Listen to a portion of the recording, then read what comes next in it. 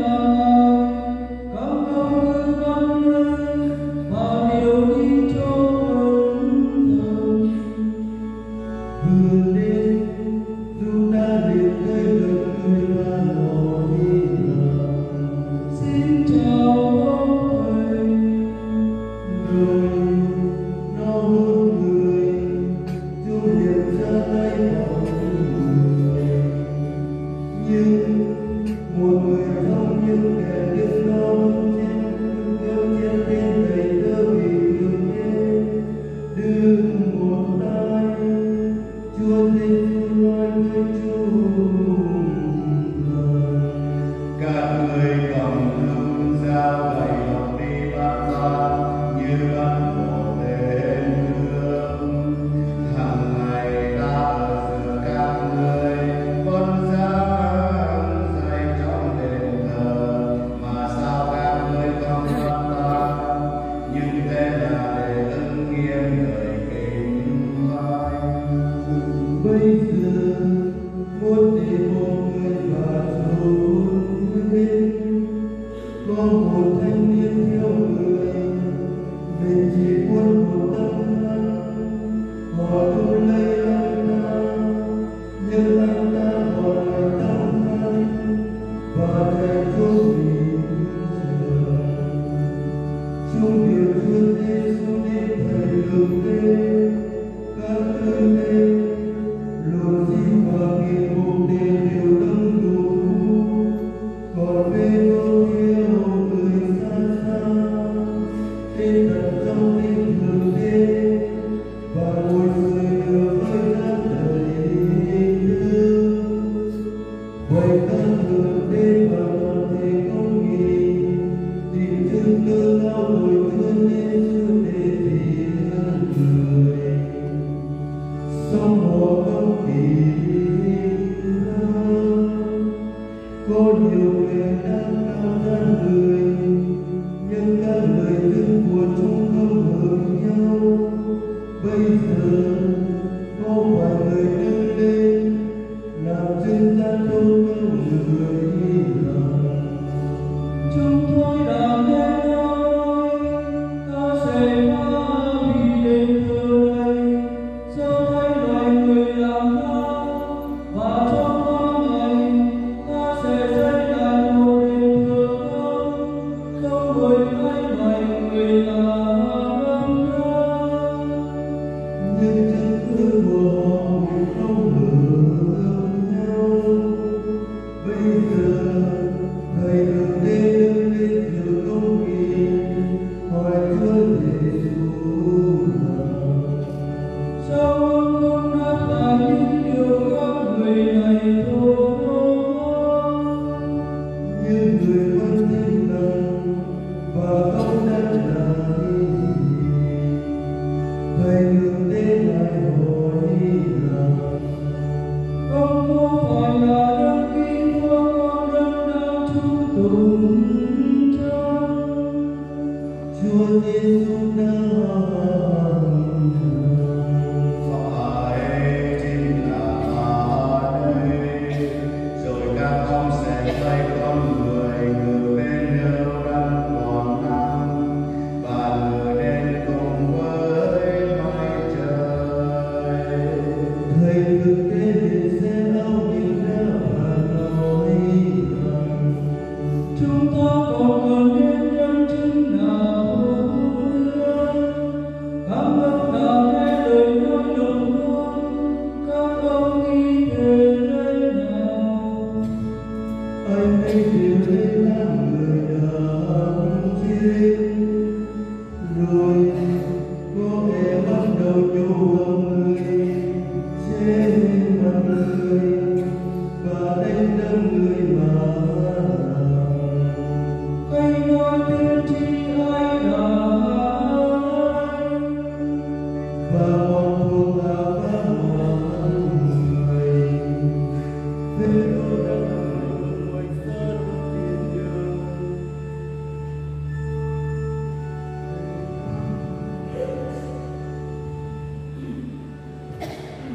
Phêrô đang ở ngoài sân thiên đường, thì có một đầy tớ hai của thầy thường đến. Thấy Phêrô đang sưởi thì nhìn ông và nói rằng ông cùng theo Giêsu người Nazareth. nhưng ông trôi mất mà Tôi không biết, tôi không hiểu ông muốn nói gì. rồi người ra đi ngoài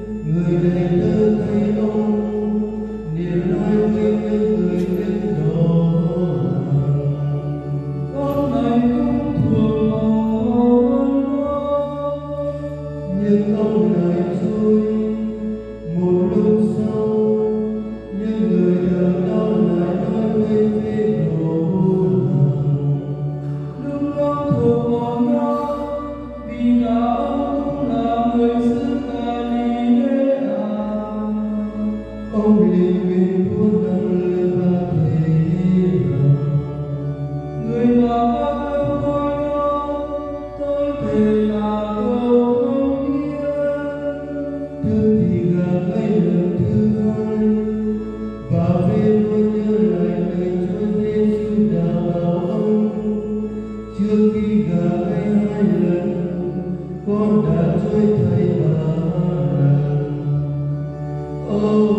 Hòa đến không vừa tàn sáng các thượng đế bàn luận với các kỳ mục luật sĩ, tức là toàn thể công nghị, đòi hỏi trôi Chúa Giêsu và Ngài là người cho con Phi-la-tô. Quan hỏi người con có phải là vua dân do Thánh không? Chúa Giêsu đã lòng rằng đúng như lời ông nói. các thầy thượng đế tố cáo người nhiều điều. Quan Phi-la-tô lại hỏi người rằng Ông không trả lời gì hãy coi họ tố cáo ông biết bao nhiêu tội. nhưng Chúa Giêsu không trả lời gì thêm. Khiến quan Phi-la-tô kinh ngạc và mỗi dịp lễ quan có thói quen không thể cho dân một người tù tùy ý họ xin. Bây giờ trong ngàn con tên Ba-ra-ba bị giam cùng với những kẻ phiến loạn vì chúng đã giết người trong cuộc khởi loạn. Dân chúng tiến đến xin ân xa theo như quan quen làm.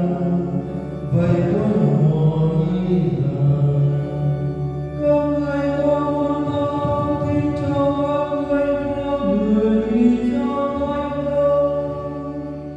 vì quan đã biết rõ do lòng ân chỉ là các thượng đế một người, nhưng dân xin quan phong thêm Ba-ra-ba cho họ. Quan Phi-la-tô lại hỏi họ rằng Các người muốn ta làm gì cho vua người do Thánh? Su-la-tô lên rằng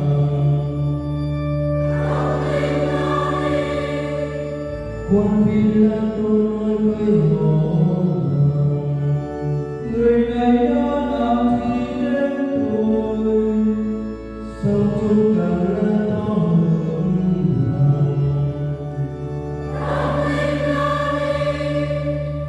vì muốn chiều lòng dân, quan Phi-la-tô điện tha Ba-ra-ba cho họ và đã điều lên đón Chúa Giêsu, rồi trao người cho họ đi đóng đinh vào thờ giá. Quân linh điều người vào sân thiên đường và tâm họ cơ đổi lại. Chúng mặc áo choàng đỏ cho người, rồi quấn một vòng gai đặt trên đầu người. Đoàn chúng chào người rằng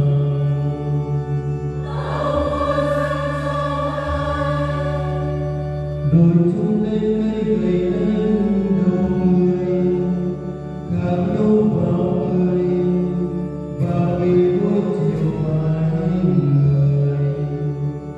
Sau khi nhào băng người, chúng lột áo choàng đỏ mặc y cùng ngài cho người và chúng điều người đi đâu nên vào thờ giá. Chúng cầm một người qua đường tên là Simon, quê ở Cyrene, là thân phụ của Alessandro và Rufo. Vừa ở ngoài đường về, chúng bắt ông ban thờ thập giá cho người. Chúng điều người đến nơi kia gọi là Golgotha, nghĩa là núi